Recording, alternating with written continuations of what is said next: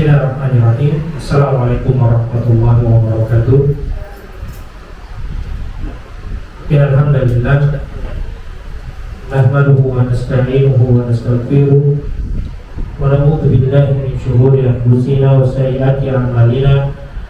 Man yahdihillahu fala mudilla lahu wa man yudlil fala hadiya lahu.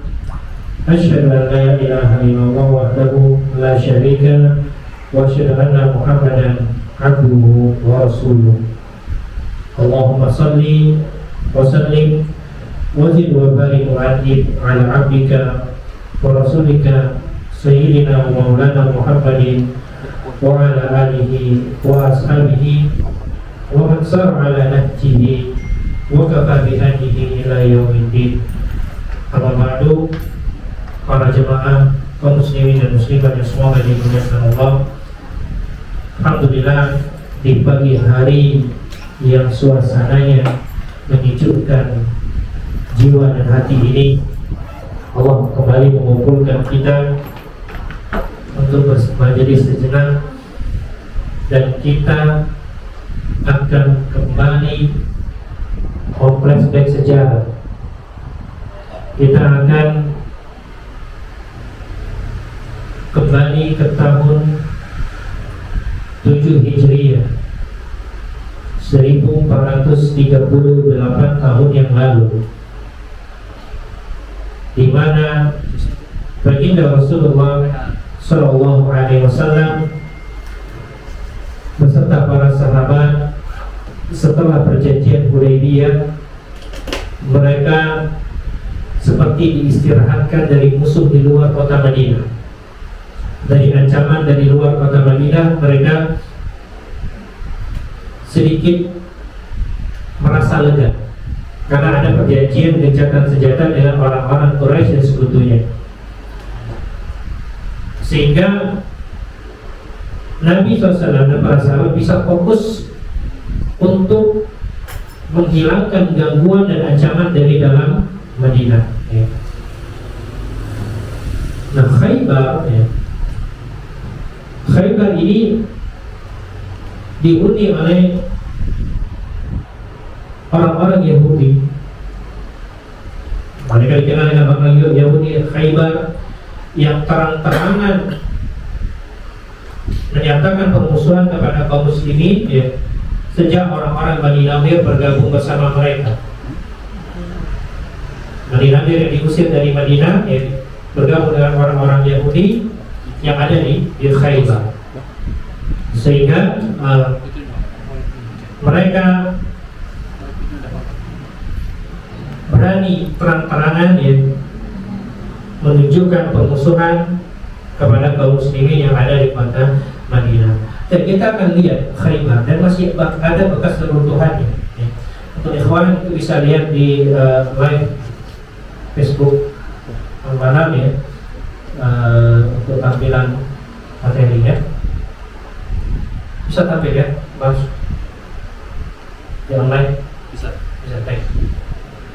Kita lihat Khaybar.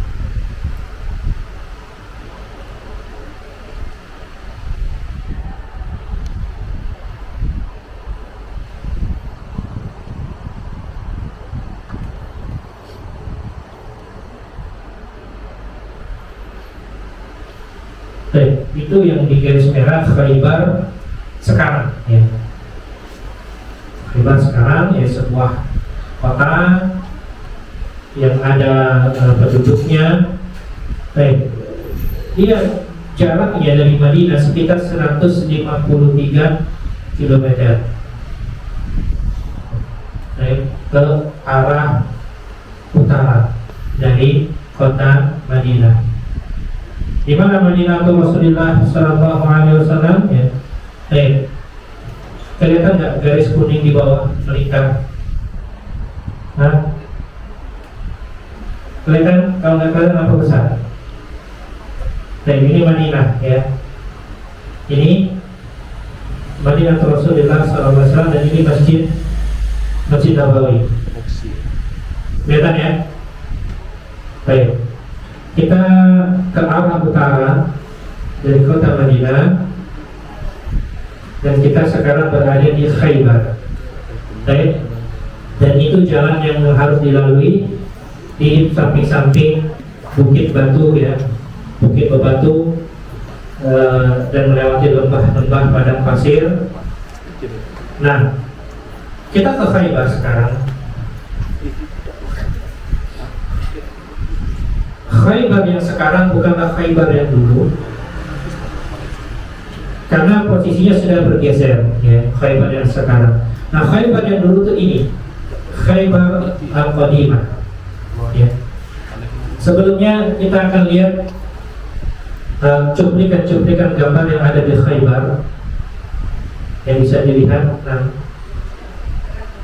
ini bentengnya peninggalan orang-orang Yahudi Khaybar ya, benteng peninggalan orang-orang Yahudi Khaybar.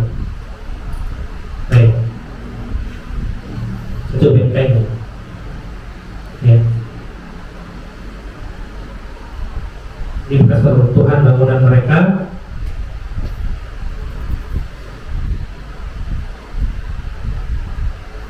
Dan ini sudah ada sejak dulu ya, sudah 15 abad. Nah, tidak ada yang tinggal di tempat tersebut, tapi sisa-sisa kurmanya masih ada. Itu bisa dilihat sisa-sisa kurmanya, sisa-sisa kurma Khaybar ya, masih ada.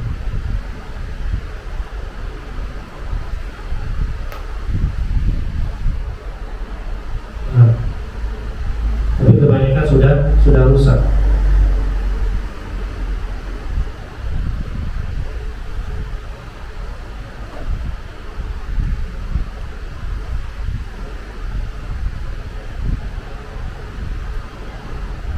Nah, ya ini keadaan Khaybar di zaman kita sekarang. Nah, kita bisa lebih dekat ke Khaybar ini karena masih dulu. Dan ini Khaybar yang lama, ya. Kelihatan ada tulisan Khaybar Al-Qadimah. Nah, bangunan lama mereka tuh di sini. Nah, ini dia. Kelihatan ya? Baik, kita akan masuk ke sana. Kita akan lihat ada apa di sini.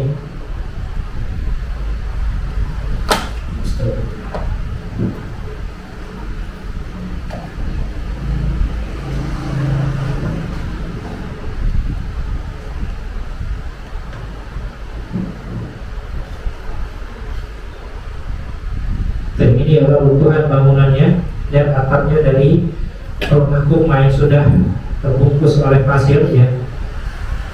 Dan itu yang untuk bukan anak. Inilah kecanggihan zaman sekarang. Jadi kita berada di Batu Urib, bisa melihat ke Khaybar secara langsung. Nah, ini kelihatan kan reruntuhan bangunan Khaybar. Dan itu kebun kurmanya orang-orang Yahudi kala itu ya. Orang apakah masih bisa berbuah atau tidak, tapi inilah keadaannya. Baik.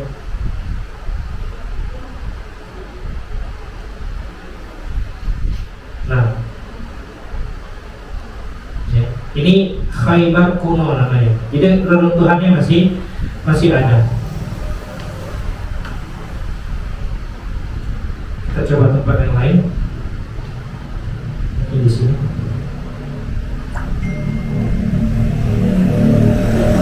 Nah, ini sisa-sisa pohon kurmanya. Itu bentengnya kelihatan ya. Bentengnya.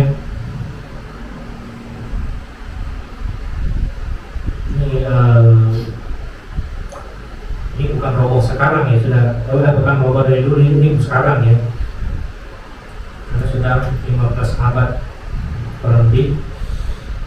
Nah, satu tempat lagi. Kita masuki.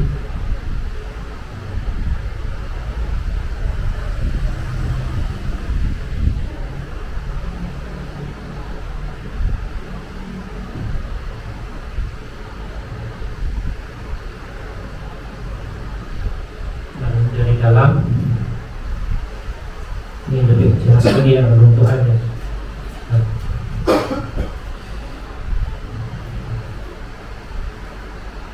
Nah, bukit yang jauh itu kan bagian utaranya kota Madinah. Masjid Nabawi berada di sini, ya, di balik benteng ini. Mereka buat benteng untuk pertahanan agar orang tidak masuk. Baik. Nah, ya, ini yang hijau-hijau ini wilayah Khaybar zaman dulu, Khaybar Al-Qadimah namanya. Nah, kalau Khaybar yang sekarang ya ini yang di garis merah ini, ya, ini Khaybar modern. Karena tanahnya lebih datar ya. Dan ada kampus di sini, kampus gizi ya. Ini, nah, kampus di Khaybar. Kuliah apa? Gizi, farmasi ya Pak? Atau mana? Radiologi. Nah ini di Khaybar ya. Ini di Khaybar sekarang. Teknik atau mana? Nah, ini kampus ya. Kalau kuliah ya, inilah keadaan Khaybar saat ini. Dan kita akan flashback bukan Khaybar yang ini, tapi Khaybar yang kita lihat tadi, Khaybar Al-Qadimah. Nah ini dia Khaybar Al-Qadimah, ya, Khaybar yang lama.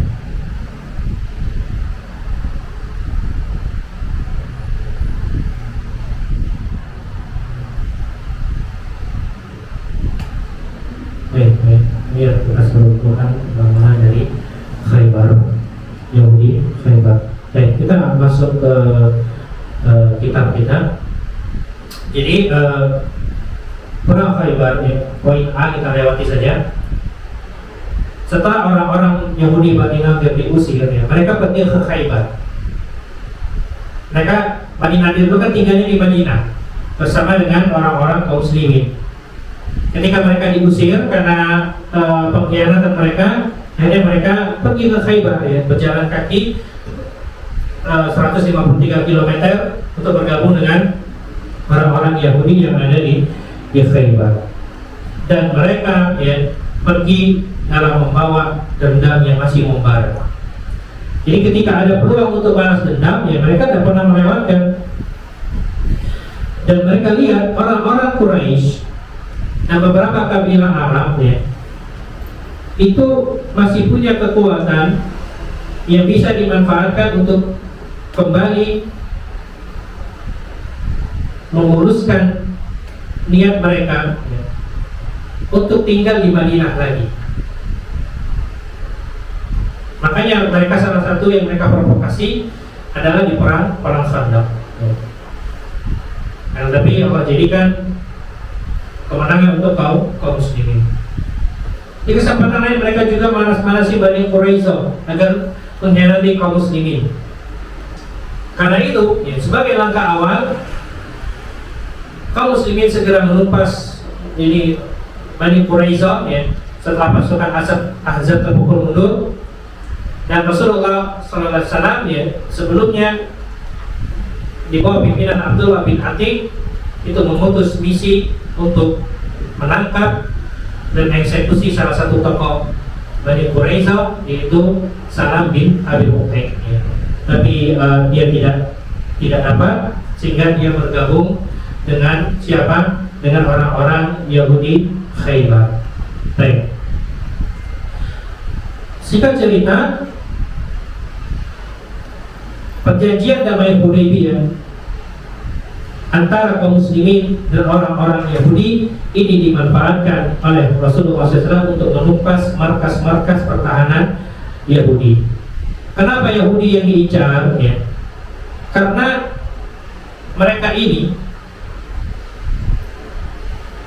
bacanya dari kanan ya, dari kanan ke kiri, karena nggak tahu, nggak bisa berbalik dia settingannya, karena janjinya bahasa Arab, jadi dia ngikuti dari kanan ke kiri, padahal tulisannya bahasa Indonesia. Baik, ini yang nggak punya buku bisa lihat ya, yang punya buku itu lihat bukunya sendiri, halaman 659. Jadi orang-orang Yahudi yang kala itu masih di sekitar Madinah, ini ancaman keamanan. Ya. Sebelum Khaybar, Allah telah berjanji akan memberikan harta rampasan yang sangat besar apabila kaum muslimin dapat mengalahkan orang-orang yang di Khaybar.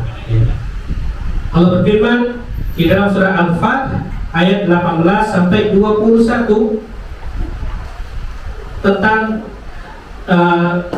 penaklukan Khaybar, dan inilah yang membuat Umar bin Khattab menjadi lega ketika pulang dari Hudaybiyah. Ya. Ayatnya berbunyi, laqad radiyallahu 'anil mu'minina idza yubayyi'unaka tahta asy-syajarah fa'alima ma fi qulubihim fa'anzala as-sakinata 'alaihim wa asabahum fathan qariban. Ya. Sungguh Allah telah ridho terhadap orang-orang yang beriman ketika mereka berjanji setia di bawah pohon. Nah, maka Allah mengetahui apa yang ada di dalam hati mereka. Lalu Allah menurunkan sakinah, ketenangan atas mereka, dan memberikan balasan kepada mereka dengan kemenangan dalam waktu yang dekat. Fathan qariban, kemenangan dalam waktu yang dekat.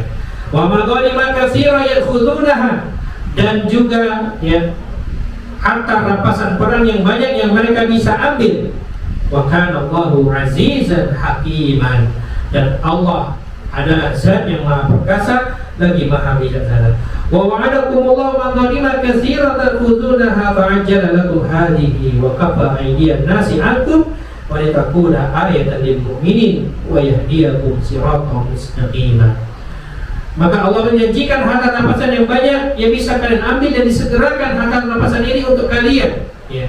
Dan Dia menahan tangan manusia dari mengganggu kalian agar kalian bersyukur kepadanya, dan ini menjadi bukti bagi orang-orang yang beriman, dan Allah lah yang akan menunjuki pada jalan yang lurus. Wa ukhra lam taqdiru 'alaiha qad ahata Allahu biha, dan juga masih ada kejutan-kejutan yang lain, janji-janji kemenangan yang lain di atas negeri-negeri yang kalian dan sekarang belum bisa menguasainya, tapi Allah sudah menentukan kalian akan menguasainya suatu hari nanti.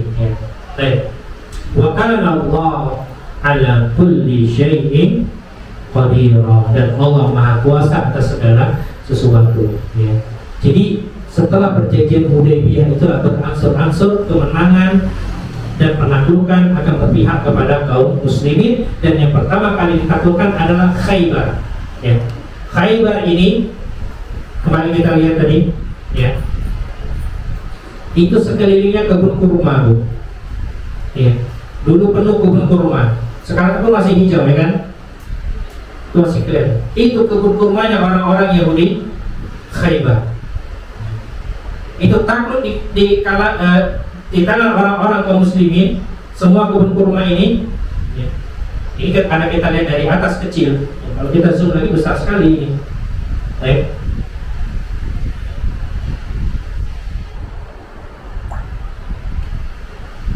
Kurma tersebut, ya, kebun kurma tersebut jatuh di tangan kaum muslimin, ya, sehingga jadi perbekalan yang sangat lumayan banyaknya untuk persiapan umat Islam, ya. Dan tahun depan setelah Khaybar, Mekah takluk, ya. Tahun depan, hanya 1 tahun setelah Khaybar takluk, Mekah juga ikut takluk, ya. Dan itulah apa? Idza jaa nasrullahi wal fath fara'aitan nas yadkhuluna fi dinillahi afwaja. Nah, ini diantara kebutuhan bangunan yang ada di Khaybar, ya. Nah,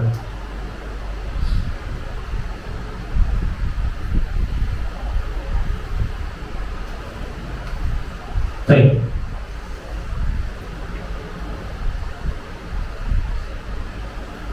Kita kembali ke materi kita. Kapan terjadinya peristiwa Khaybar? Lebih tepatnya di bulan Safar atau Rabiul Awal tahun ke-7 Hijriah. Bulan kita sekarang, kita berada di bulan apa? Bulan Safar sekarang. Tanggal 1 sekarang. Tanggal 1 Safar, ya. Bulan depan Rabiul Awal. Baik. Sedangkan Imam Ibnu Sa'ad berpendapat terjadi tahun ke-7 Hijriah. Ya. Imam Malik dan Imam Zuri mengatakan di bulan Muharram tahun ke-6 Hijriah. Maka dari perbedaan yang ada, ya, Ibnu Hajar rahimahullah lebih memilih pendapat Ibnu Ishaq yang mengatakan kapan terjadi tahun 7 Hijriah, yaitu di bulan Muharram. Baik. Yang pertama terjadi adalah pengepungan benteng-benteng Khaybar dan percobaan pembunuhan atas diri Rasulullah Sallallahu Alaihi Wasallam. Nah, kita lihat bentengnya tadi, ya. Kembali ke benteng dari bentengnya Khaybar.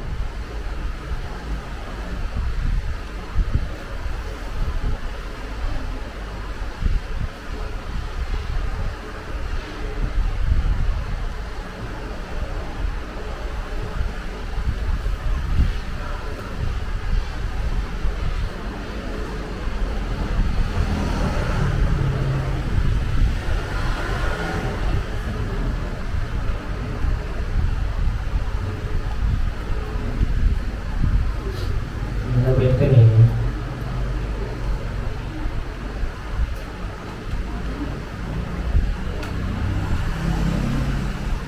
Tuh ini, Masya Allah, ya. Ini dia. Yang tinggi itu bentengnya, Bu. Kelihatan? Ya, itu menghadap ke arah Madinah, ke arah Masjid Nabawi. Ya. Jadi orang-orang Yahudi berlindung di benteng yang tinggi ini. Kelihatan bentengnya, Bu, ya? Baik, ya. Itu dan rumah-rumah mereka berada di belakang sini. Nah itu bentuk bentengnya dari arah selatan.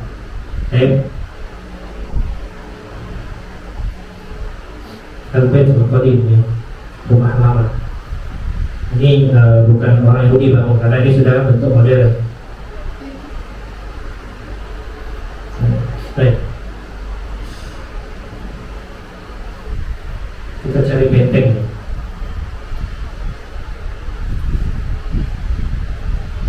Nah ini dia. Baik.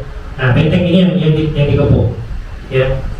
Benteng ini yang dikepung. Kalau tadi dilihat dari atas, ini dilihat dari bawah. Baik.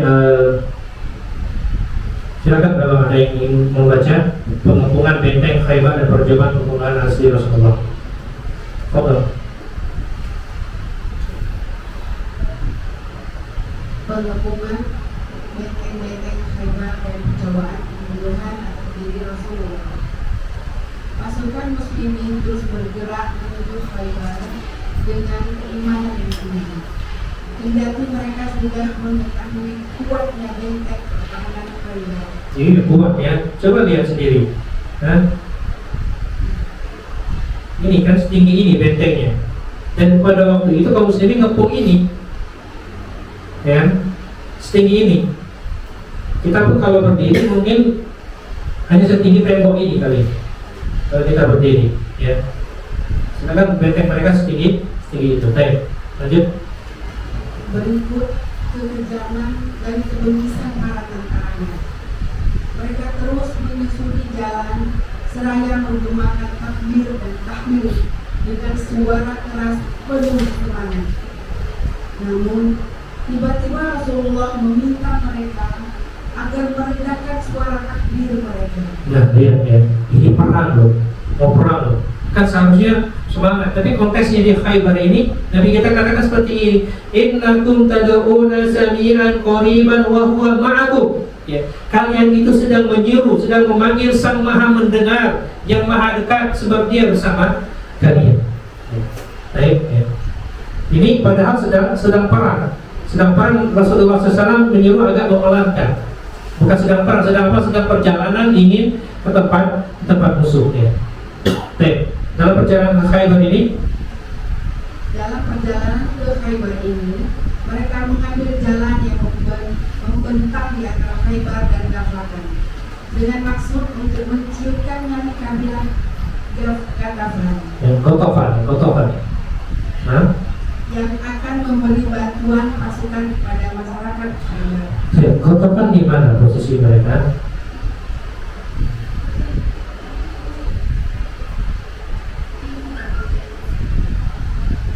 Baik, ada di sini Qatafan.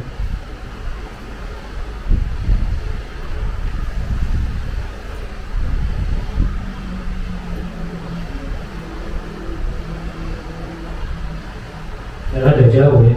Stop. Jauh ya, yang ada. Tapi yang pasti Ghatafan itu berada di sekitar Ma'alim Madinah ya, kalau di sini Khaybar. Nah mereka ini sebelumnya daerah Ghatafan ini sebelum ke Khaybar, tapi masih dekat ke Madinah ya. Ingat ketika peristiwa yang perang Khandaq ya, perang Khandaq. Baik. Perang Khandaq ini kan menutup jalan masuk orang-orang Ghatafan ya. Jadi kalau zaman sekarang kurang lebih Ghatafan itu berada di area sekitar sini kurang lebih ya. Nah, dia sudah keluar dari area Masjid Nabawi, tapi masih dekat dengan ke Madinah. Nah, Rasulullah menempuh jalan ke sini ya. Lewat jalan ini kemudian beliau lurus terus sampai akhirnya ke Khaybar, tempat orang-orang Yahudi Khaybar. Nah, ya, menempuh jalan bebatuan seperti ini untuk sampai di Khaybar ya. Itu 153 km ya, jarak dari Lubuk Linggau ke mana? Kalahat mungkin ya. Ya, Kalahat ya, 3 jaman. Baik. Itu kalau naik mobil. Nah, ini jalan kaki dan berkendaraan unta dan kuda. Nah, keledai. Baik, lanjut. Pasukan muslimin sampai di wilayah Yahudi sebelum matahari terbit. Mereka sempat melaksanakan sholat subuh sebelum memasuki Khaybar. Lalu mereka masuk ke Khaybar dan langsung menyerangnya tepat pada saat fajar mereka. Iya, ya. Jadi mereka melakukan perjalanan malam hari. Ya, ini diantara petunjuk Rasulullah SAW kalau ingin melakukan perjalanan. Karena kenapa? Ya, ketika malam hari ini ta'idna bilaili al-ardu tuwiqat al-qal. Karena pada malam hari itu bumi sedang dilipat, masih dipendekkan. Ya.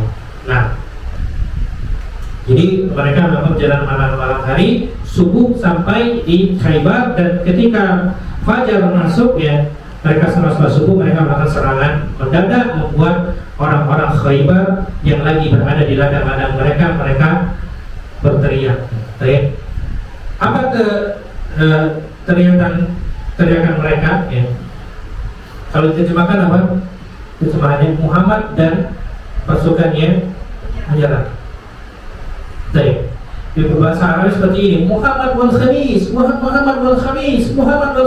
ya. Muhammad dan pasukannya menyerang. Baik. Maka Rasulullah SAW mengatakan apa? Allahu Akbar. Ya. Khuribat Khaybar inna idzan nazalna bi sa'atin qaumin usa'a sabahul munjirin. Allahu Akbar. Hancurlah Khaybar. Khuribat Khaybar. Hancurlah Khaybar. Sungguhnya bila kami telah menginjakkan kaki di bumi musuh, mereka semua akan hancur. Nah, jadi bukan tanpa sebab Rasulullah menyerang Khaybar, karena mereka yang awalnya melanggar perjanjian dan mereka yang melakukan permusuhan kepada kaum muslimin. Baik, pertama-tama ya, roya itu apa namanya? Panji bahasa kita, bendera perang itu dipegang oleh Abu Bakar As-Siddiq ya. Tapi Allah belum membukakan pintu kemenangan. Sampai-sampai kaum muslimin kelelahan ya, nyaris patah semangat. Ketika itu Rasulullah Sallallahu Alaihi Wasallam mengatakan kepada kaum muslimin, baik, beliau Sallallahu Alaihi Wasallam mengatakan kepada kaum muslimin tentang panji Islam ya, yang akan diserahkan kepada seseorang yang dicintai oleh Allah dan Rasulnya, dan dengannya Allah akan memberikan izin Baitul Khaybar itu ditaklukkan. Kira-kira siapa ini? Ali bin Abi Thalib. Kisahnya sangat terkenal hadisnya, ya, yang di kitab kitab Tauhid kalau nggak salah, ya, kitab Tauhid, yang mana ketika itu Rasulullah SAW malam hari mengabarkan, besok pagi aku akan berikan panji kemenangan, panji royah peperangan ini kepada seseorang yang dia mencintai Allah dan Rasulnya. Allah dan Rasulnya pun juga mencintai dirinya. Maka para sahabat penasaran, bertanya-tanya. Dan mereka berharap mereka lah yang diberikan panji itu. Sampai-sampai Umar bin Khattab mengatakan, "Marohibtu fi wisada," dan aku tidak pernah menginginkan kepemimpinan bila gagal jauh, kecuali pada hari itu. Ya, Umar sangat menginginkannya. Sampai-sampai Umar sangat menginginkannya. Ketika pagi hari, para sahabat sudah menunggu, mereka menanti berharap diri mereka yang menerima. Rasulullah bertanya, "Aina Ali?" Ya, mana Ali bin Abi Thalib? Katakan, "Inna sakit, Ali lagi sakit mata." Maka Rasulullah mengutus seseorang untuk manggil Ali, maka Ali datang. Kemudian dilihat sama Rasulullah SAW dan diludahi matanya. Ali bin Abi Thalib seketika sembuh tanpa seperti ada sakit sebelumnya. Sembuh sedia kala seperti tidak pernah ada sakit sebelumnya. Dan ketika itu Rasulullah SAW memberikan panji tersebut kepada Ali bin Abi Thalib, dan seketika itu juga dengan izin Allah Khaybar bisa ditaklukkan di atas kepemimpinan Ali bin Abi Thalib. Maka di Khaybar ada masjid yang kelihatan Masjid Ainul Ali namanya. Masjid Ainul Ali.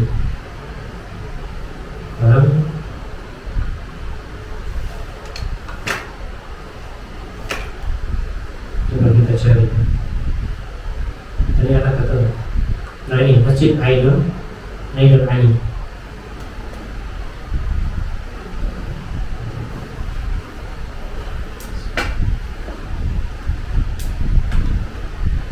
Sekarang sudah dibuka seperti ini ya. Nah, Allah alam, kenapa ini dibangun? Apakah ini dulu Ali pernah sholat di sini atau tidak? Tapi yang pasti bangunnya bukan seperti ini ya.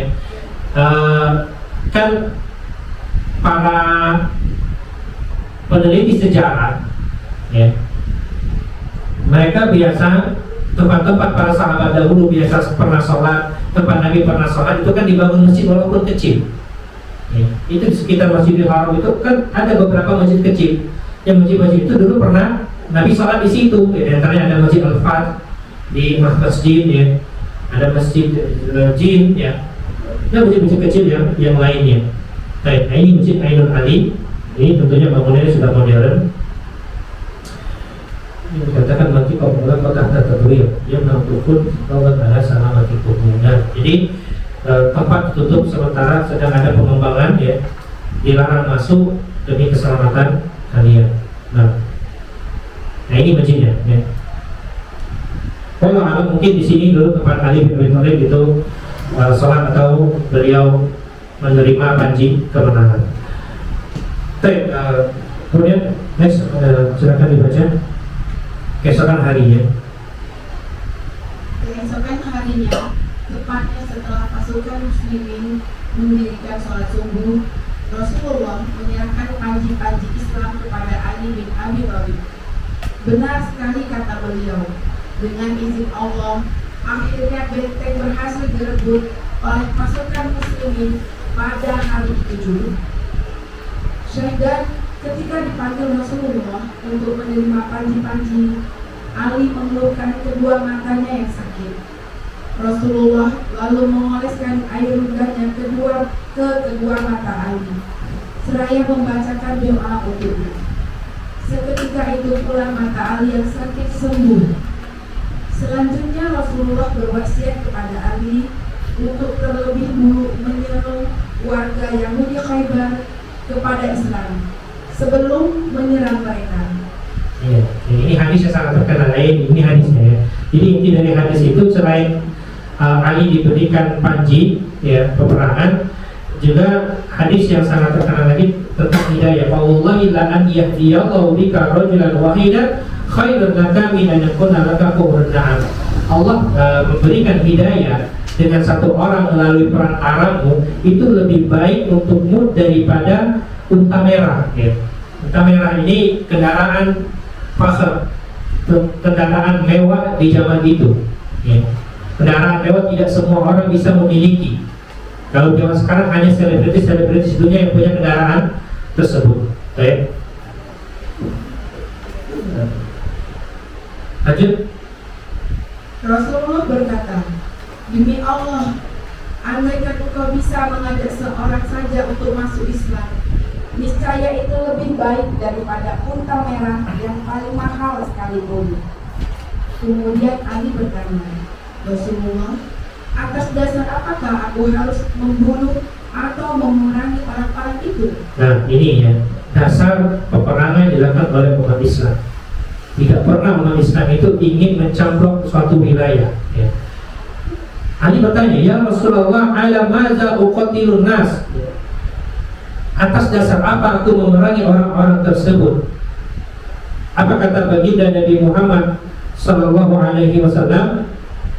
Kata beliau, qatilhum hatta yashhadu an la ilaha illallah wa anna Muhammadar Rasulullah. Perangilah mereka sampai mereka bersaksi tidak ada Tuhan yang berhak disembah selain Allah dan bahwasanya Muhammad itu adalah utusan Allah. Fa idza fa'alu dzalika muni'u minka dima'ahum wa amwalahum illa bihaqqiha wa hisabuhum 'ala Allah. Kalau mereka sudah melakukan, sudah bersyahadat ya, maka darah dan harta mereka terjaga kecuali dengan haknya dan perhitungannya ada dari Allah Subhanahu wa Ta'ala. Maka tidak asar muslimin di hal isad bazar ya, lahum sayyiduhu wa bataluhum al-marham. Ketika kaum muslimin menyerbu benteng Naim ya, jadi Khaybar mengandalkan kekuatan seorang panglima perang mereka yang bernama Marhab ya. Marhab. Wakana sababa fi sidahi Amir bin Aqwa. Marhab ini berhasil menewaskan Amir bin Aqwa dari kalangan kaum muslimin ya, sehingga mati syahid. Summa barazahu Ali faqatalahu. Kemudian Ali yang turun ya, maka Ali berhasil mengalahkan Marhab. Mimma asara salbiyan fi ma'nawiyatil Yahudi wa man sama hazimatahum ya. Dengan kemenangan tersebut membuat orang-orang Yahudi akhirnya ciut, mental mereka jatuh ya, dan akhirnya kekuatan mereka lumpuh dan sehingga benteng mereka pun berhasil ditaklukkan. Baik. Ali bin Abi Thalib mampu mengatasi ujian dan imannya dalam peperangan ini dengan baik. Disebutkan ya, ketika Ali makin mendekat ke benteng, semua pasukan yang berada di dalam benteng tersebut keluar serempak. Baik, keluar serempak dan Ali pun dengan tangkas menyerang mereka. Namun seorang Yahudi berhasil menjatuhkan perisai di tangannya Ali bin Abi Thalib ya. Maka apa yang diambil oleh Ali? Dia ambil pintu benteng itu dijadikan perisai. Tahu perisai ya? Perisai ya. Kalau belum tergambar, tameng ya. Kalau tidak nampan itu cuma perisai perang ya, perisai perang ya, untuk biar tidak kena pedang ya. Jadi itu jatuh sama Ali, pintu benteng itu diambil, itu jadi perisai. Nah, jadi Ali bertemu gagah berani tentunya dengan pasukan kaum muslimin yang lainnya. Setelah pertempuran ya, pintu tersebut dilempar oleh Ali bin Abi Thalib dari tangannya, dan menurut seorang perawi ya, pintu itu sangat berat. Disebutkan ya, saat itu aku bersama 7 orang pasukan kaum muslimin, 7 orang pasukan kaum muslimin, dan aku yang ke-8 berusaha membalikkan pintu tersebut, tapi kami tidak sanggup membalikkan. 8 orang tidak bisa membalikkan pintu tersebut. Ali bin Abi Thalib cuma 1 tangan ya. Jangan dikira para sahabat Nabi orangnya letoy-letoy, enggak ya. Gagah. Umar bin Khattab itu kalau naik kuda kakinya sampai napak ke tanah ya. Bukan seperti di film ya. Film itu sangat kurang menggambarkan Umar bin Khattab ya. Ya. Jadi begitu kuatnya Ali bin Abi Thalib ya, wajar kalau dia menjadi menantu Rasulullah Sallallahu Alaihi Wasallam. Baik. Dalam riwayat Hadis juga disebutkan ya, Ali mengangkat pintu gerbang benteng itu sendirian. Bahkan riwayat Ali Abai Hati ini lebih hebat lagi, 40 kaum muslimin pun tidak mampu mengangkatnya. Ya, tidak mampu mengangkatnya, tapi Ali bin Abi Thalib itu mampu mengangkatnya dengan satu tangan. Dalam riwayat lainnya, untuk merobohkan pintu tersebut butuh 70 orang tentara kaum muslimin, tapi mereka tidak berhasil untuk merobohkannya. Tapi Ali bin Abi Thalib itu bisa melakukannya sendirian. Melihat ya, ini kalau tidak ditulis oleh para ahli sejarah mungkin kita nggak percaya ini terjadi. Ya, tapi ternyata ini memang ada dan ini terjadi. Dan setelah benteng tersebut takluk, kaum muslimin bergerak menuju ke benteng kedua. Ya. Benteng pertama takluk, Panji dipegang oleh Ali bin Abi Thalib. Benteng kedua namanya benteng Sahab. Kalau benteng pertama namanya benteng Naim. Benteng kedua benteng Sa'ad bin Mu'az. Panji yang kedua dipegang oleh Hubab bin Munzir. Hubab bin Munzir selama 3 hari ya, bersama pasukan kaum muslimin berhasil menduduki benteng tersebut. Dan ketika benteng tersebut, kedua benteng kedua ditakluk, mereka menemukan banyak persediaan bahan makanan dan berbagai macam perhiasan. Yang itu membuat kaum muslimin seperti menemukan harta karun. Ya, mereka lega. Karena kenapa? Logistik lagi sedikit-sedikitnya pada waktu itu. Ya, habis menaklukkan benteng pertama itu logistik bekal perang itu lagi sedikit-sedikitnya. Ketika benteng kedua takluk, makanan banyak tambah perhiasan lagi. Ya, Masya Allah, inilah janji Allah. Fathan qariban. Ya. Nah, dari benteng inilah ya, mereka menuju ke benteng ketiga yang bernama benteng Zubair. Benteng ini adalah benteng pelarian kaum Yahudi Khaybar ya. Yang sebelumnya mereka tinggal di benteng Naim dan benteng Sa'ab ya. Nah, dan semuanya telah dikuasai oleh kaum muslimin. Sesampainya mereka di benteng Zubair, pasukan kaum muslimin langsung mengepung dari segala penjuru dan mereka memutus pipa air menuju ke benteng ya. Akhirnya di dalam benteng itu tidak dapat pasokan air, sehingga terpaksa mereka keluar dan bertempur melawan kaum muslimin. Dan 3 hari kemudian ya, kaum muslimin berhasil menaklukkan benteng Zubair yang ada di Khaybar ya. Dengan demikian kaum muslimin telah meruntuhkan benteng terakhir pertahanan orang-orang Yahudi yang berada di wilayah Khaybar. Yang di dalamnya ada di dekat orang-orang Yahudi Khaybar. Setelah itu pasukan kaum muslimin bergerak menyerbu benteng-benteng berada di wilayah Syam. Penyerbuan pertama mereka diarahkan ke benteng Ubay, dan benteng ini berhasil ditaklukkan dengan mudah. Dan melihat kedatangan kaum muslimin, para penghuni benteng berhamburan keluar dan lari menuju ke benteng Nazar. Jadi bentengnya banyak ya. Kalau kita lihat petanya berarti Khaybar ini sangat luas sekali.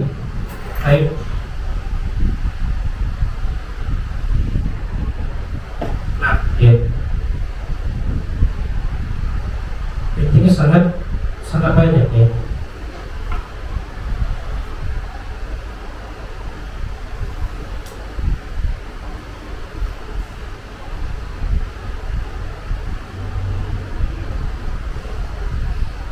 Sinyal itu muncul apa sebagai bahasa mestinya. Melihat yang hijau-hijau itu adalah kurmanya orang-orang Khaybar. Sehingga ya, kita kembali ke ceritanya.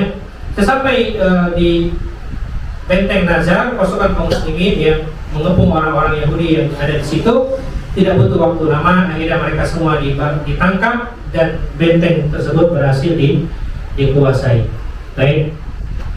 Macam-macam mereka lari, mereka dikepung selama 14 hari hingga mereka terpaksa menawarkan perjanjian damai. Dan akhirnya Rasulullah SAW berhasil melakukan Khaybar dengan kekuatan ya, dan juga dengan peperangan yang terjadi. Ini terjemahan kekerasan orang tepatnya. Kemudian diriwayatkan dengan riwayat dari Imam Bukhari dan juga Imam Muslim dan Abu Daud, Rasulullah SAW menakluki dan memerangi Khaybar dengan jalan peperangan ya, kekerasan terjemahannya ya. Kurang pantas ya, kurang pas terjemahannya, dengan jalan peperangan. Akhirnya setelah Khaybar ditakluk, Allah tembus atau Allah tiupkan rasa takut di hati penduduk yang berada di daerah utara Khaybar bernama Fadak. Akhirnya mereka sendiri datang kepada Rasulullah untuk mengadakan perjanjian damai, dan mereka bersedia memberikan separuh daerah Fadak kepada kaum muslimin, dan Rasulullah Shallallahu Alaihi Wasallam menerima hal tersebut dari mereka.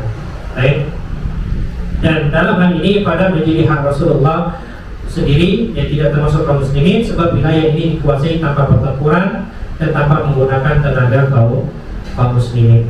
Baik. Secara mencatat, setidaknya 93 orang Yahudi tewas dalam pertempuran Khaybar.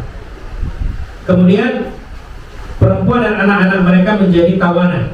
Salah satu tawanan dari orang Yahudi adalah Sofia bintu Huyai. Siapa ini? Satu-satunya istri Nabi yang bukan orang Arab. Sofia bintu Huyai. Baik. Ia ditebus oleh Rasulullah SAW dari Dihya bin Khalifah. Ya, karena ketika dibagikan ghanimah, Sofia ini jadi bagian milik Dihya. Akhirnya Rasulullah SAW membelinya dari Dihya, kemudian dimerdekakan dan dinikahi oleh baginda Nabi Muhammad Sallallahu Alaihi Wasallam.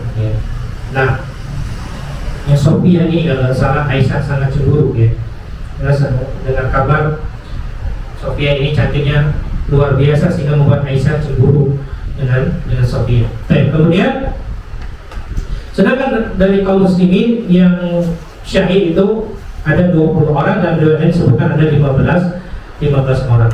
Salah satu yang gugur bernama Al-Aswad, yang dia bekerja sebagai pengembala kambing milik seorang Yahudi Khaybar, yang kisahnya tersebut disebutkan dalam buku ini, silakan dibaca. Seorang budak pengembala mendatangi Rasulullah, halaman 666.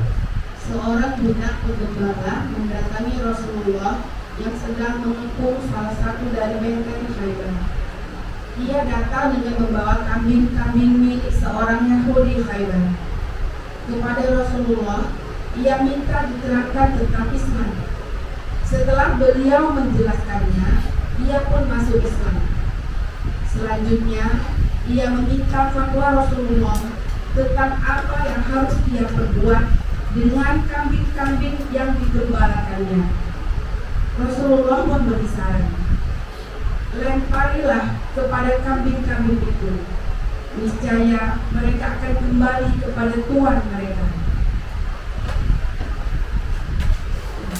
Maka si pengembala mengambil segenggam kerikil dan menaburkannya ke muka kambing-kambing gembalaannya. Seketika itu juga binatang-binatang itu lari pulang ke tuan mereka. Setelah itu ia ikut berperang di kubu muslimin.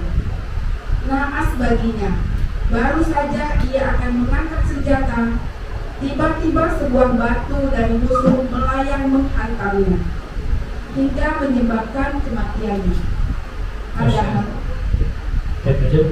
Padahal ia belum pernah melakukan sholat 1 rakaat pun. Beberapa muslimin menggotong jenazahnya ke hadapan Rasulullah. Oleh beliau, jenazahnya ditutup dengan baju yang dikenakannya. Setelah itu, beliau menatapnya dengan pandangan mata seperti mengikuti sesuatu yang berjalan. Maka para sahabat pun bertanya, Rasulullah, mengapa Anda menengok? Rasulullah menjawab, aku melihat dia sedang pergi ke surga ditemani oleh 2 bidadari yang akan menjadi istri-istrinya di sana. Masya Allah. Ini kisah pengembala kambing orang Yahudi yang belum pernah sholat sama sekali, kemudian masuk Islam. Masuk Islam, kemudian dia meninggal dunia. Soalnya jadi teringat baru-baru ini ada kisah salah seorang tetangga masjid di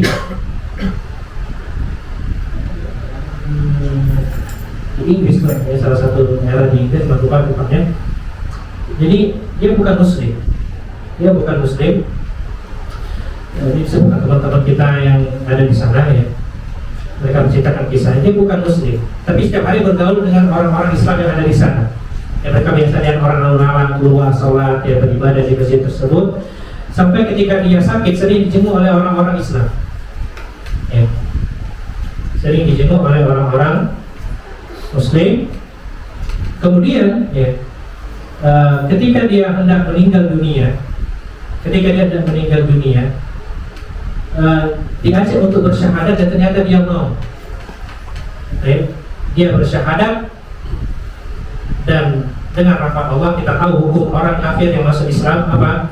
Dosa-dosanya dihapus, semua amal ibadahnya itu dianggap kebaikan, jadi diberikan ganjaran pahala. Dan dia belum pernah sholat sama sekali.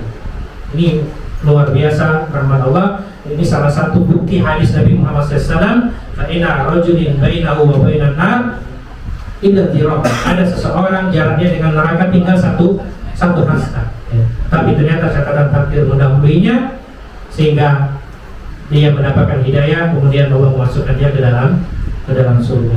Ini luar biasa. Ya. Karena setiap orang kafir, orang muslim yang masuk Islam, itu dosa-dosa yang dia lakukan selama kafir itu dianggap selesai, ya sudah dihapus. Sedangkan amal kebaikan dia itu pahalanya tetap ada. Jadi dia meninggal bawa apa? Hanya bawa pahala. Ya, subhanallah. Ini bahwa hidayah itu sangat mahal. Ya. Nah, kita lanjutkan ceritanya. Seorang muslim lain yang gugur sebagai pahlawan dalam perang ini berasal dari kalangan Arab Badui. Adapun kisahnya adalah sebagai berikut. Seorang Arab Badui mendatangi Rasulullah, kemudian menyatakan diri masuk Islam. Ia minta agar diperbolehkan berhijrah bersama beliau. Pada saat meletusnya perang Khaybar, sebagian riwayat mengatakan perang Hunain, Rasulullah mendapatkan kemenangan dan memperoleh harta rampasan perang cukup banyak. Si Arab Badui tadi ikut serta di dalamnya, sehingga Rasulullah juga memberinya bagian. Namun pada waktu pembagian harta rampasan, ia tidak ada di tempat. Maka seseorang ditugaskan oleh Rasulullah untuk menjaga bagiannya. Setelah datang dan menerima bagiannya, ia menghadap Rasulullah dan bertanya, "Rasulullah, apa maksudnya ini?" Rasulullah menjawab, "Itu adalah bagian yang sengaja kubagikan untukmu." Ia spontan memprotes, "Rasulullah, bukan untuk ini aku masuk Islam. Aku mengikuti Anda hanya untuk memotong ini." Ia menunjuk ke arah leher dengan musuhnya. Atas ucapan dan keikhlasannya itu, Rasulullah memasukkannya ke dalam golongan ahli surga. Kemudian lelaki Badui itu berkata kepada diri sendiri, "Apabila engkau percaya kepada Allah, niscaya Allah akan mempercayai." Tak lama dari perkataannya tadi, si lelaki Badui itu gugur di medan perang dengan sebatang anak panah menancap di lehernya, sebagaimana ia inginkan. Rasulullah bersabda, "Ia telah mempercayai Allah, sehingga Allah pun mempercayainya." Jenazah lelaki tersebut dikafani oleh Rasulullah dengan jubah beliau, kemudian dikebumikan. Iya. Jadi kalau yang online mungkin ada tadi bisa dibaca. Anda bacakan versi Arabnya sekarang terjemahkan. Jadi orang Arab Badui, salah satu yang syahid di peristiwa Khaybar tersebut, ya ketika pembagian ghanimah dia tidak hadir karena dia sedang ada urusan pada waktu tersebut, ya. Maka diperintahkan oleh Rasulullah seorang kaum muslimin untuk menjaga bagian untuk orang Arab tadi tersebut. Ketika orang tersebut datang, orang Arab tadi datang, dikasih bagiannya. Maka dicari Nabi Muhammad SAW, bilang orang Badui, dia katakan, "Mahal ya Muhammad." Apa ini Muhammad? Ya. Ismun qasantuhu Ini bagian dari bagian perang ghanimah. Ma'ala hadza ittaqu. Wahai Muhammad, bukan untuk ini aku berperang, aku berbayar kepada. Walakin ittaqtuka ala an urmiyahu. Aku tuh ingin di sini, ya. Biar panah itu menembus leherku. Aku ingin syahid, ya. Baik, fa'adkhilal jannah, maka aku akan masuk surga. Maka kata Nabi SAW, intasduqillah isduqka.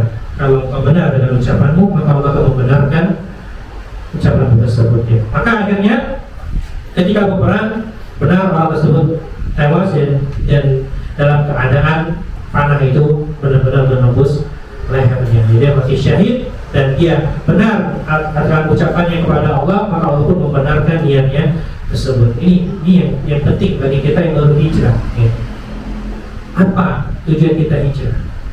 Intasduqillah yasduqka. Kalau engkau jujur dengan hijrahmu, Allah akan benarkan hal tersebut. Baik.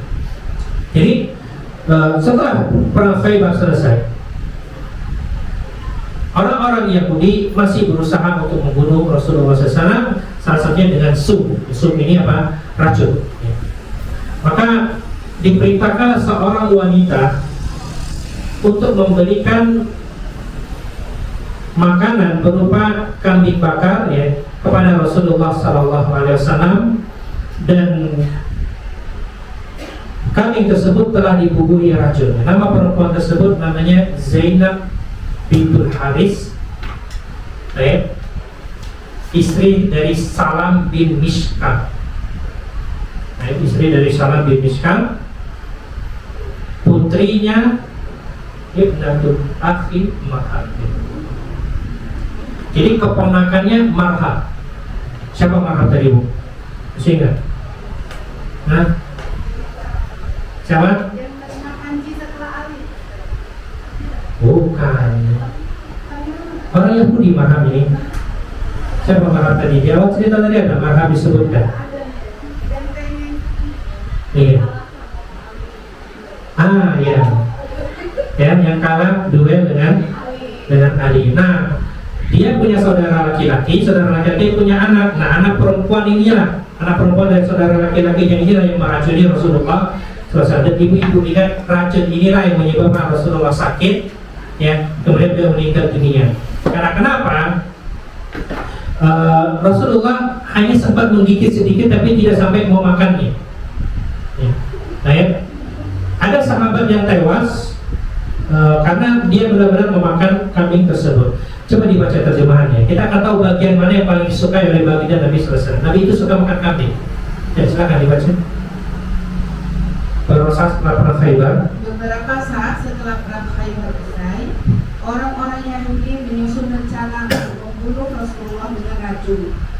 Mereka menyuruh seorang perempuan untuk melakukannya. Perempuan Yahudi itu menemui beliau dan menghadiahkan daging kambing bakar yang telah dibubuhi racun.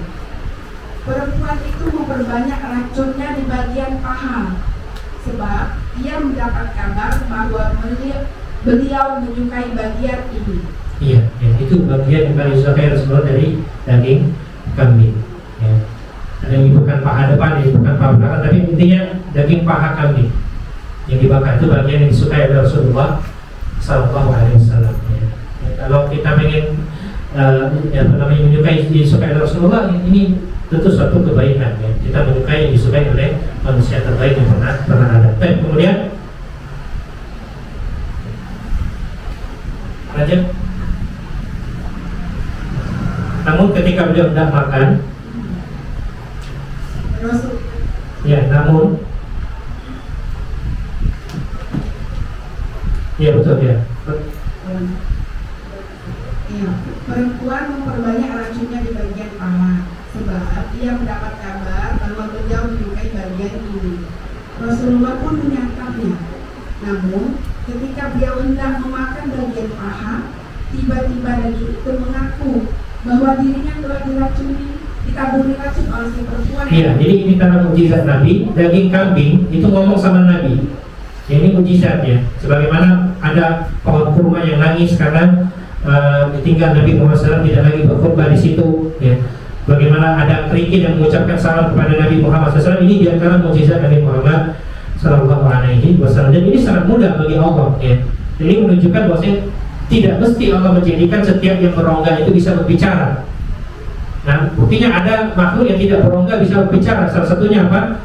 Paha kambing yang sedang dimakan, yang sedang ingin dimakan oleh baginda Nabi Muhammad Sallallahu Alaihi Wasallam. Dan kemudian spontan beliau pun memuntahkannya lagi. Setelah itu, Rasulullah menginterogasi perempuan itu sampai ia mengakui rencana jahatnya. Namun demikian, beliau saat itu tidak hendak menghukumnya sama sekali. Beliau baru menghukumnya setelah mengetahui bahwa seorang sahabat bernama Bishr ibnu Barrah ibnu Ma'rur tewas akibat racun di dalam daging yang terlanjur dimakannya. nah iya, yang ini seorang sahabat yang tewas karena ikut makan, jadi dihidangkan rame-rame. Jadi Bishr bin Barrah ini kan dia nggak tahu kalau kambing itu diracun, jadi dia makan dan dia yang tewas, ya. Dia sempat makan, sempat memakannya. Adapun sahabat yang lain ini belum sempat memakannya. Hanya Rasulullah yang hendak makan. Jadi sampai disebutkan sempat tergigit sama Rasulullah Sallallahu Alaihi Wasallam. Dan itu menyebabkan efeknya di kemudian hari beliau sakit. Yang sakit itu akhirnya membuat beliau Sallallahu Alaihi Wasallam meninggal dunia. Kurang lebih 3 tahun setelah peristiwa ini baru beliau meninggal dunia, ya. Nah, karena sakit yang diderita oleh beliau. Baik. Ini yang bisa kita pelajari, baik, di antara kejadian di perang Khaybar. Dan insya Allah kita akan lanjutkan pada pertemuan yang akan datang tentang bulir-bulir pembagian harta rampasan perang dan kesepakatan damai di Khaybar, ya, antara Rasulullah SAW dan orang-orang Yahudi Khaybar, ya. Baik, sampai di sini dulu pertemuan kita. Soalnya kita akan lanjutkan di mungkin 2 pekan lagi, ya. Kita pekan depan akan safar lagi. Dan kalau ada diskusi, kita diskusikan sekarang. Tidak harus tema yang kita sedang pelajari, boleh yang lain, ya. Karena kita juga majelisnya juga jarang-jarang, ya. Jadi boleh diskusikan dengan permasalahan yang lain. Silakan.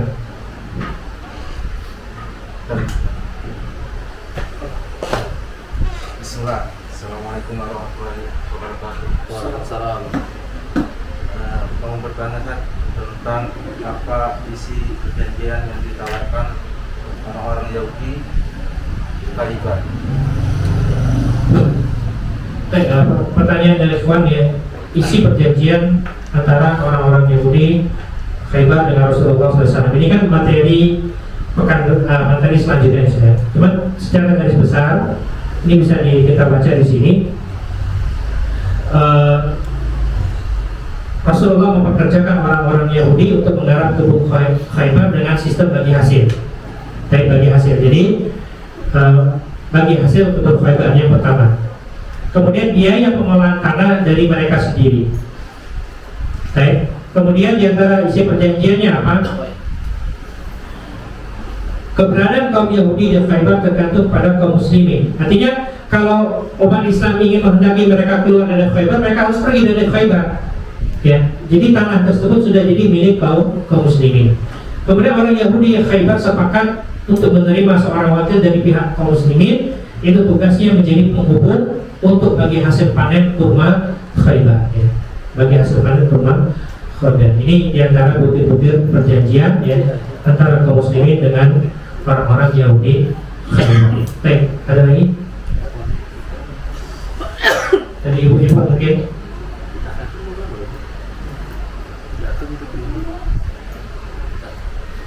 Nah, saya Ikhwan lagi. Nah, mana? Tanya Ustaz, tapi di luar tema enggak? Iya, kamu di luar tema, ya. Kemarin saya sholat Jumat di salah satu masjid agung di kabupaten lah, salah satu kabupaten. Nah, pada waktu sholat Jumat itu ternyata yang khotib itu tuh adalah mantan pemimpin. Mantan pemimpin? Mantan pemimpin daerah tersebut. Oh, terus? Nah, di dalam khotbah itu ternyata mantan pemimpin itu memuji pimpinannya dulu, isinya itu ada. Memuji pimpinan isinya waktu dia memimpin dulu, dan mengkritisi pimpinan saat ini, walaupun bahasan secara halus gitu saja. Intinya pimpinannya waktu dia memimpin itu lebih baik daripada waktu yang sekarang gitu. Nah sudah itu mantan pemimpin itu menjelaskan ayat-ayat yang pertama itu tentang serahkan manusia gitu. Cuman dari pimpinan itu sendiri saya lihat, yang saya ketahui dia itu mantan ketangkap KPK gitu kan. Jadi tidak sebanding dengan ucapan dia gitu Ustaz. Nah ini saya tanyakan waktu itu, saya tuh pengen ini sholat zuhur langsung gitu Ustaz, karena bagi saya, tapi saya nggak tahu Jumatan atau zuhur? Jumatan. Pada hari Jumat. Waktu itu saya ingin batari Jumatan saya gitu kan. Tapi saya nggak tahu apakah ini masih sah tidak. Akhirnya saya memutuskan sudah Jumatan aja dulu gitu. Nah ini saya tanya, kalau kita di posisi seperti ini, apakah Jumatan kita sah atau kita harus sholat ini zuhur gitu? Bicara sah atau tidak ya, ini berkaitan dengan hukum wad'i dalam permasalahan fikih. Yang ini tidak ada kaitannya dengan perbuatan yang dilarang yang dilakukan oleh sang khatib ya. Karena materi khutbah Jumat bukan seperti itu, sehingga sholat Jumat tetap sah. Justru sebuah kekeliruan ketika antum malah memutuskan untuk sholat zuhur, itu suatu kekeliruan ya. Yang harus dilakukan adalah kita tetap sholat di sana ya. Kalau bisa setelah sholat kita nasihati, kalau tidak bisa tinggalkan ya. Dan mudah-mudahan sholatnya tidak ada lagi yang seperti ini. Allah a'lam bishawab. Nah, ada lagi ibu ada Bu? Ada, saya silakan. Ada nih di sini sebelah. Ada pakai mic ya.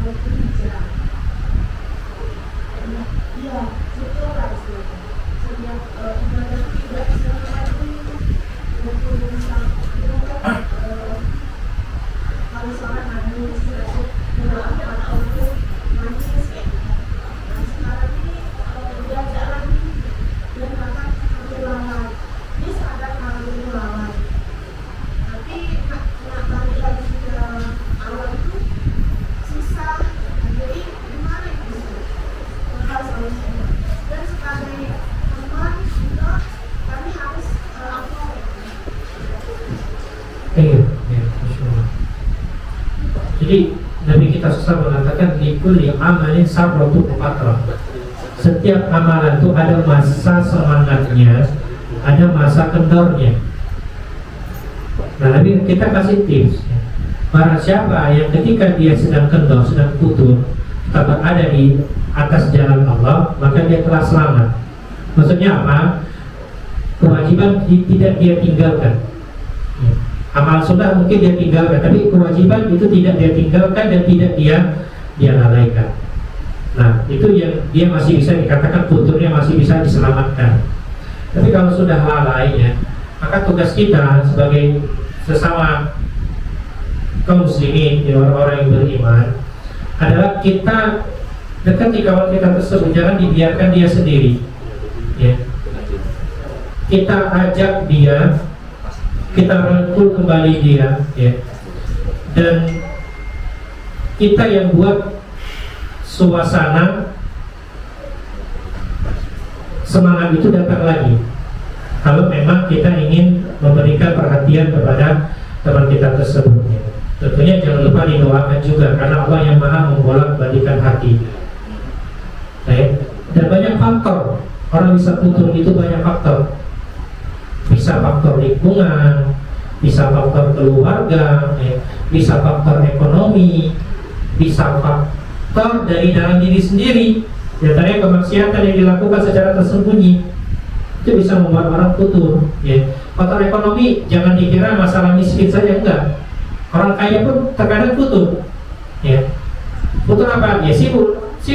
Yang tadinya mungkin usahanya cuma 1 cabang, sekarang sudah punya 5 cabang. Hanya futur, ya. Hanya futur.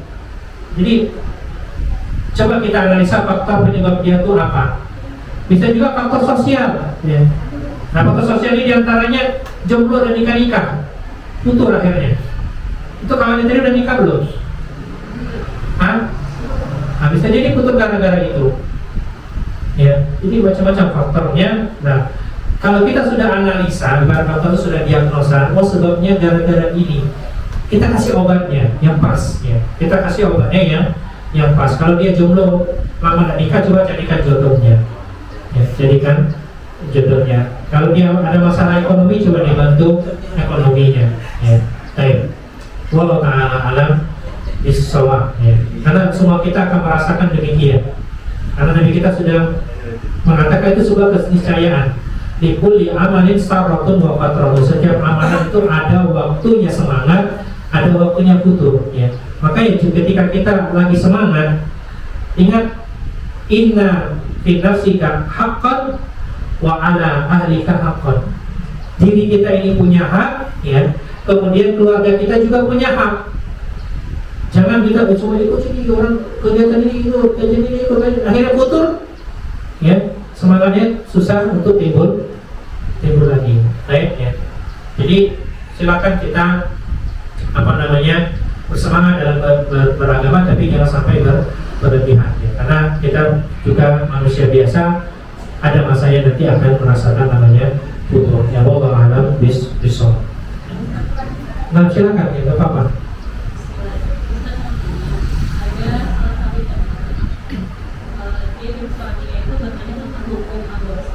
Aborsi, baik. Jadi mereka alhamdulillah baru punya anak itu usianya 3 bulan setengah. Terus qadarullah ternyata hamil 4 minggu. Terus dari istrinya itu merasa dia belum mampu secara mental. Dia kayak ada trauma kayak gitu. Jadi anaknya itu terbiasa sama dia. Jadi dia sana nenek dari istrinya itu.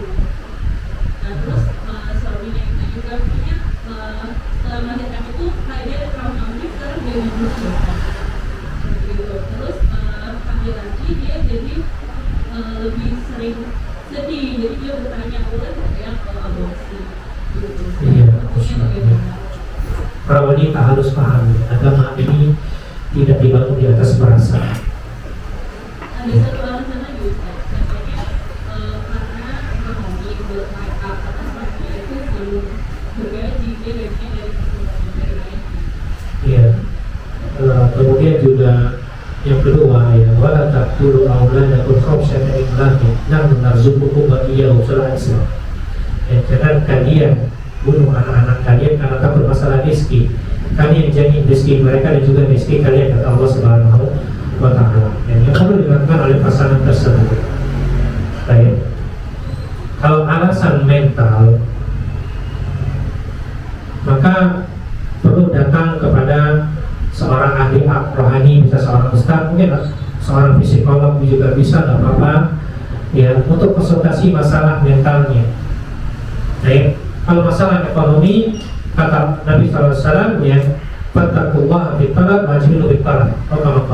Bertakwalah kepada Allah dalam mencari rezeki dan perbaguslah cara kalian mencari rezeki. Artinya cari yang halal, tinggalkan yang haram. Ya. Baik. Nah, kalau alasan yang medis, nah ini baru butuh keterangan dokter. Kalau kata dokter, oh ini bahaya, ini kalau sampai hamil lagi kemudian melahirkan bisa mengancam nyawa ibunya, atau mengancam nyawa bayinya, atau mengancam anak yang masih bayi ini, maka nggak apa-apa, ya, dia butuhkan kandungan tersebut. Tapi ini juga dia harus benar-benar datang kepada dokter muslim yang terpercaya. Tidak boleh datang kepada dokter yang non muslim misalkan, ya, karena hukum asal orang non muslim itu tidak bisa dipercaya omongannya sekalipun dia ahli, ya. Para ulama mensyaratkan harus dokter muslim, kemudian dia terpercaya, dia bukan orang fasik, dan dia memang ahli di bidangnya. Ya, dan ini kejadian Pak, ada salah seorang rumahan di Lubuk Linggau ini pernah nanya ke salah seorang dokter, beberapa dokter kandungan yang ada di Lubuk Linggau tentang anaknya. Ya, anak kandungnya. Dokter ini berfatwa, ini nggak bisa selamat. Tapi ada satu fatwa dokter yang mengatakan ini bisa diselamatkan. Ya, bisa diselamatkan. Maka yang mana kita ambil kalau ada dua dokter yang berbeda pendapat di sini? Ya, maka kita ikuti yang mengatakan masih bisa diselamatkan. Ya, karena hukum asalnya apa? Nyawa tersebut masih bisa diselamatkan, kecuali memang ada bahaya yang tidak bisa dihindarkan lagi. Jadi kalau alasannya medis itu mungkin masih diperbolehkan setelah konsultasi ke dokter. Tapi kalau alasannya mental, ya datang kepada ahli rohani, ya kepada seorang ustadz, kiai atau kepada psikolog. Kalau masalahnya ekonomi, maka ini tidak perlu dipermasalahkan, ya karena Allah sudah menjamin rezekinya. Ini juga pasangan muda, ya yang takut menikah karena masalah ekonomi, apa kata Allah? Iyakunu fuqara yughnihumullah. Kalau mereka miskin, Allah yang akan kasih rizkinya. Baik. Para akhwat yang masih jomblo, pilih yang good looking tapi gak punya duit, atau good looking punya duit.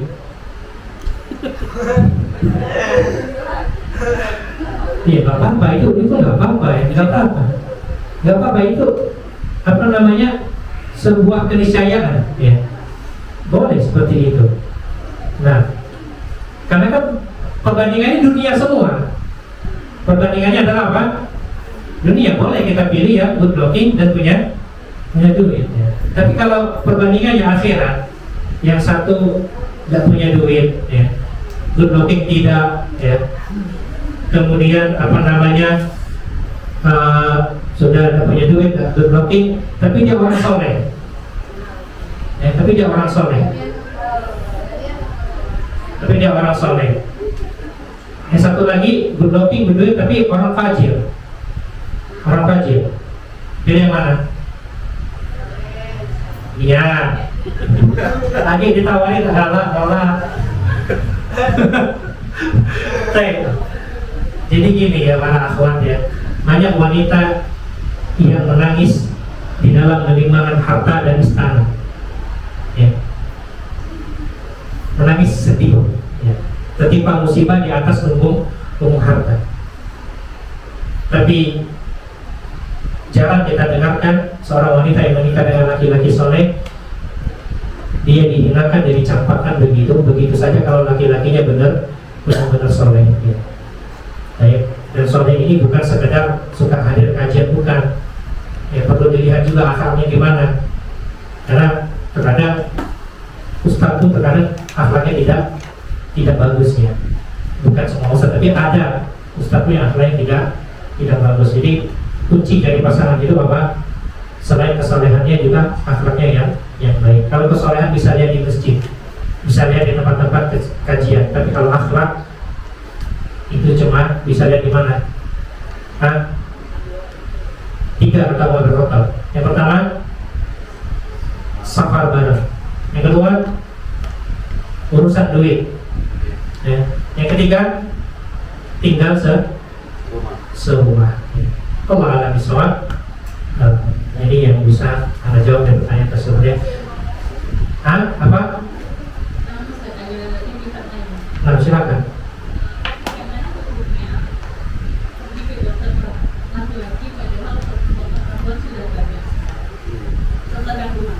Baik,